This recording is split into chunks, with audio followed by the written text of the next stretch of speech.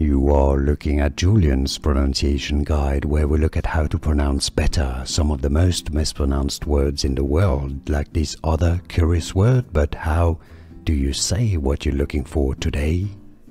Let's learn how to pronounce these names once and for all correctly. If you want to learn more confusing names, including from history and literature, make sure to stay tuned. And yes, I say correctly, but there are different pronunciations, I'm afraid. Many say it as Wycliffe, and maybe it's a more American way. Let me know in the comments what you think. Wycliffe, although some also pronounce it as Wycliffe, as in John Wycliffe, for example, an English philosopher that is quite famous. So you do have Wycliffe or Wycliffe. Both pronunciations are correct. How do you pronounce it yourself? In which context? Let us know in the comments. Let everybody know.